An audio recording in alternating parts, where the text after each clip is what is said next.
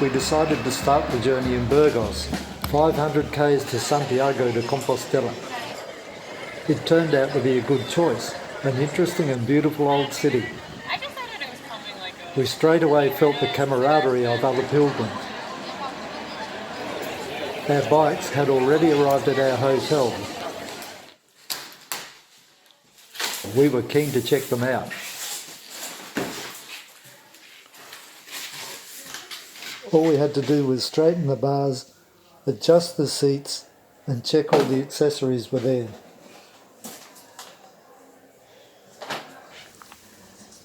There was a chill in the air when we set off at first light in the morning.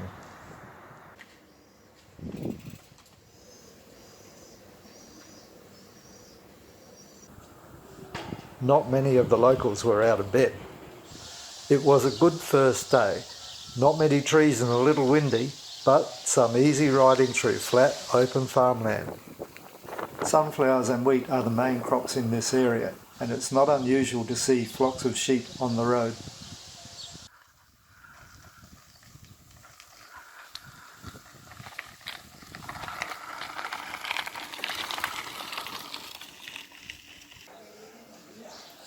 We passed through a number of small towns on the way.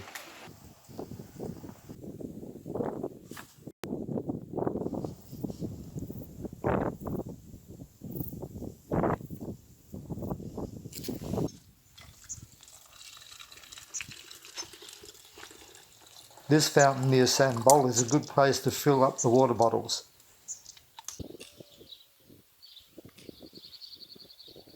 Near Hontanas, only 457 kilometres to go.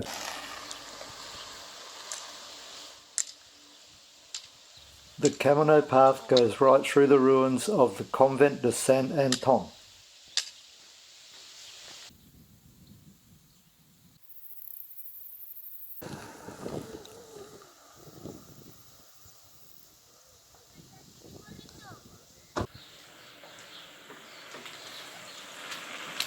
Hope these skulls at Iglesia de Santo Domingo are not an omen for the steep climb ahead.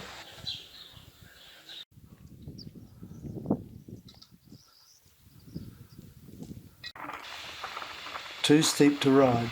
This is where it is easier without the bikes.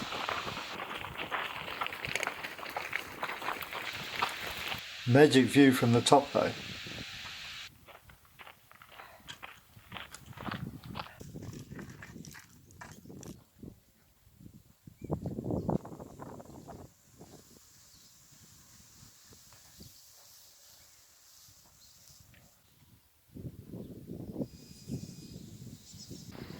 This beautiful old bridge crosses the border between Burgos and Palencia provinces.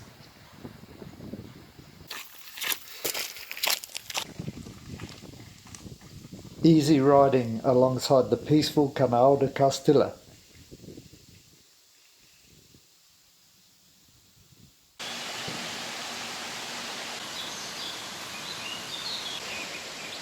Crossing the narrow bridge over the lock at Fromista is interesting.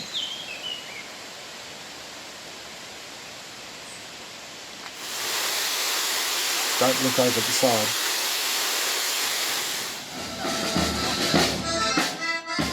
We looked across a local parade band practicing in Revenge of the Campos.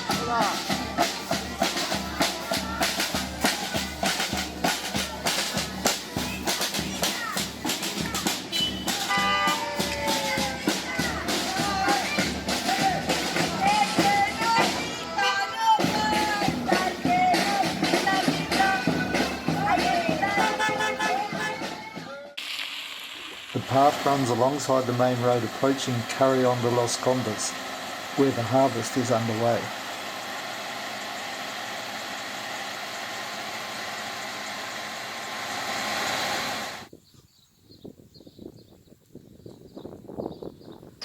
Iglesia de Santiago still has the original 13th century facade.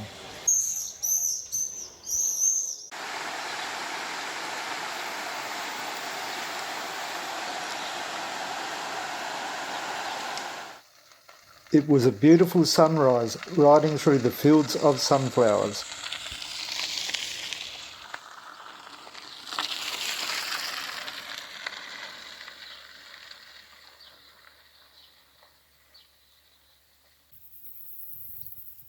The hobbit houses near Moratinos are called bodegas and are still used for storing ham, cheese and wine.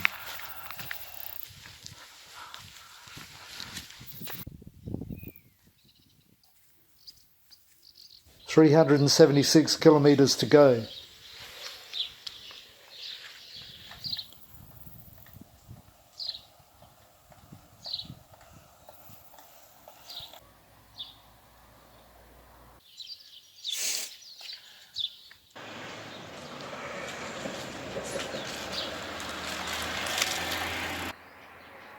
There is a steep climb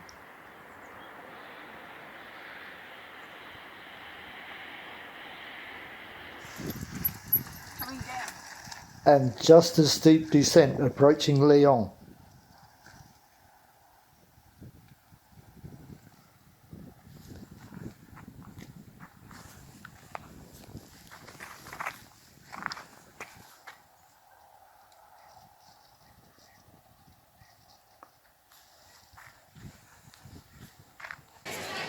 Lyon is big and busy with Roman walls and a 12th century Gothic cathedral.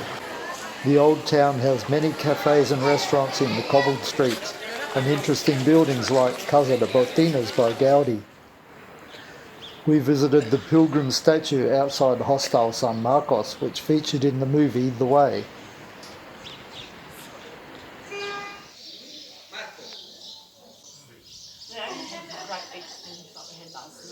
Well, it's only 0.8 of a kilometre longer.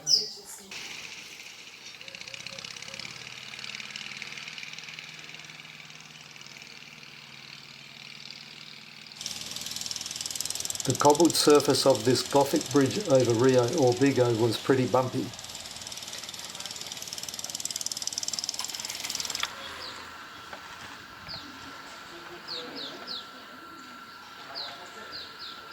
.262 kilometres to go. Steep and rocky, back to walking again.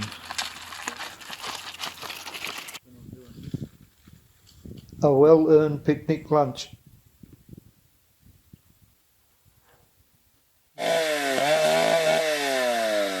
This tree was felled across the path in front of us. Lucky we heard the chainsaw and saw it swaying as we approached.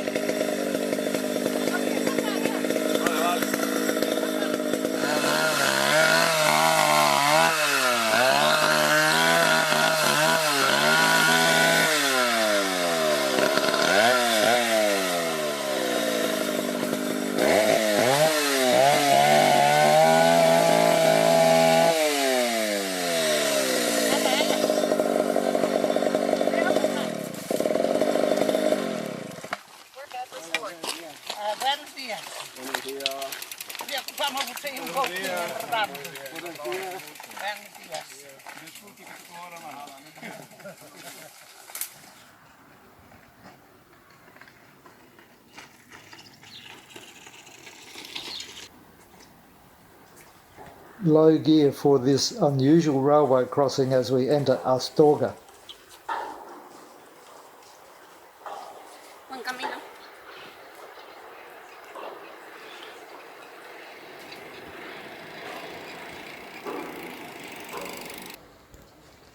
The Pilgrim Museum is housed in the Bishop's Palace designed by Gaudi.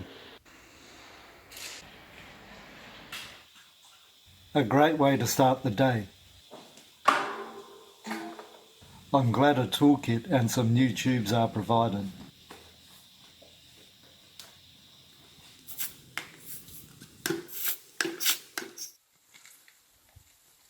Some fun riding on the climb to Foncibadon.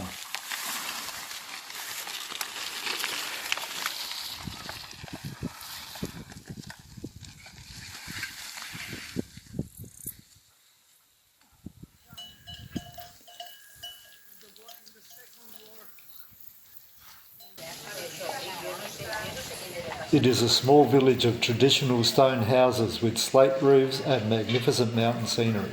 A good place to spend the night.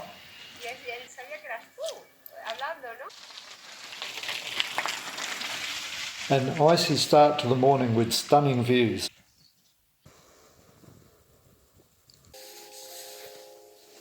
We placed our pebbles we brought from home, Southport Beach, South Australia, at the base of Cruz Ferro. It was originally erected by the Celts, then adopted by the Romans and later Christians.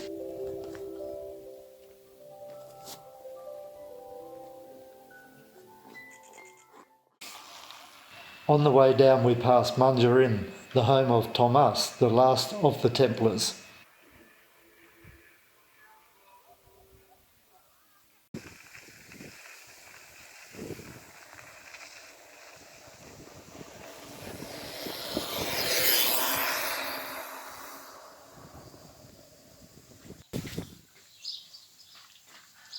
El Acebo is another traditional stone village, perfect stop for a hot coffee.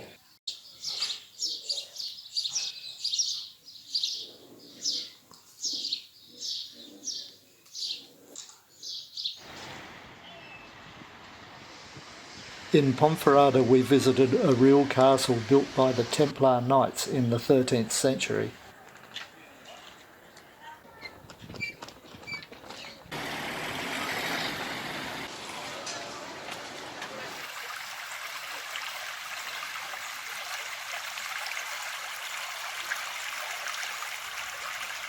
This section is a mix of fun riding and steep climbs and some beautiful vineyard country.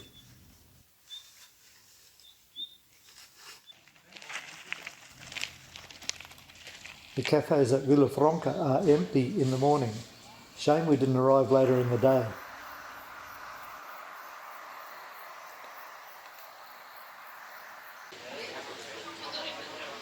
Las Herreras is a pleasant village in a valley by the river. We stopped here to rest up before the steep climb ahead.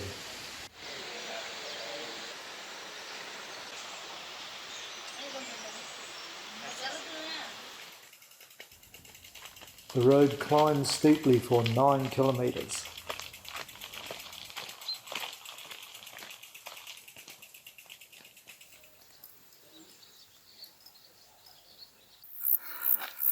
We enter Galicia on the way to O Sobrero. It is rumoured that the Holy Grail was once hidden here.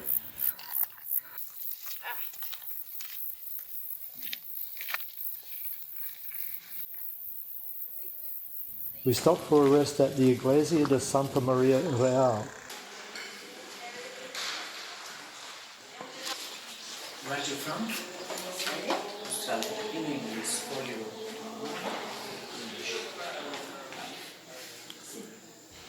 Another stamp in our credencial. Nada. The windswept Pilgrim Statue at Alto San Roque. At Tria Castella the route splits.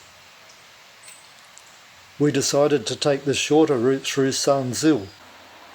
We set out in the morning mist but soon came across some tough going.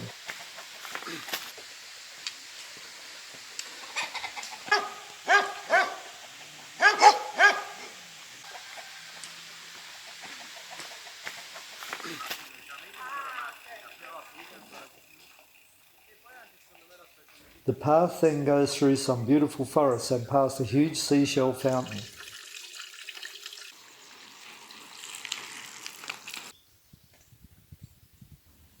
At 128 kilometres to go, we look down on the clouds in the valley.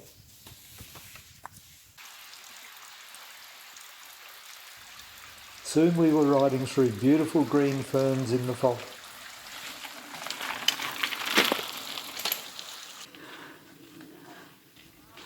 A herd of cattle slowed everyone down for a while.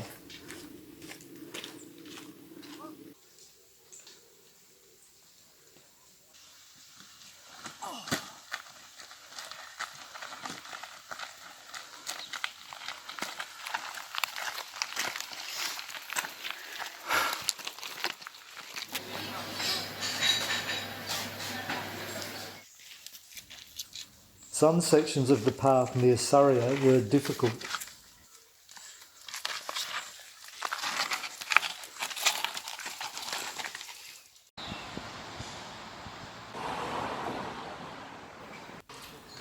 This is the way to travel.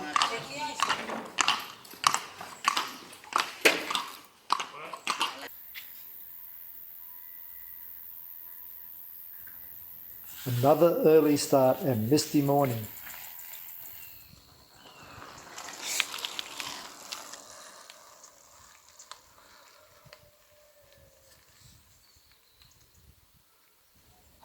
We crossed the Rio Minho on a long row bridge into Porto Marin.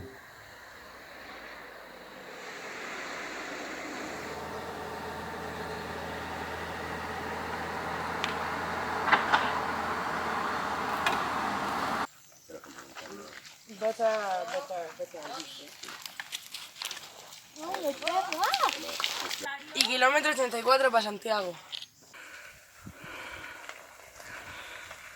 Less than 100 kilometres to Santiago now.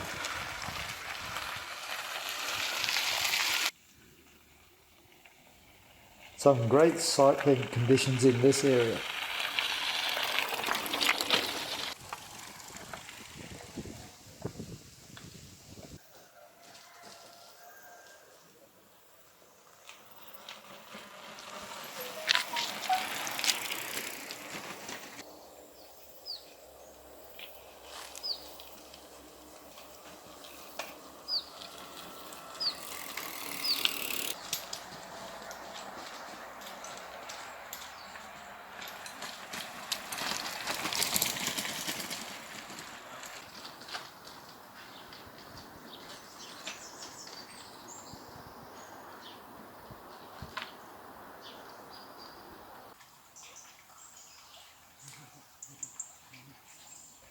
A fun river crossing.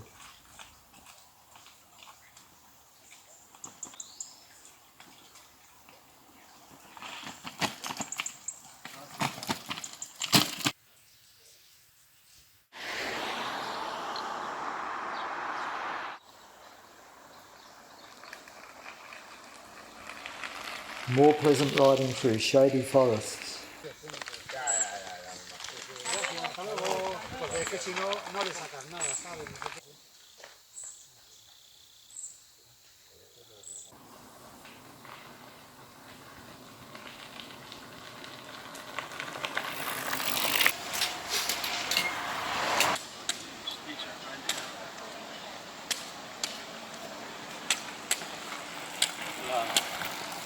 Monte de Gozo is the last hill on the way.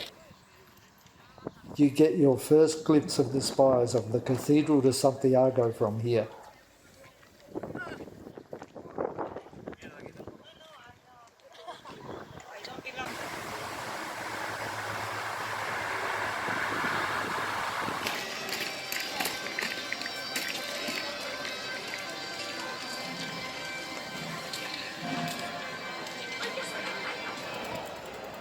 It's a good feeling to stand in the Plaza de Obradoiro and gaze at the impressive facade of the cathedral.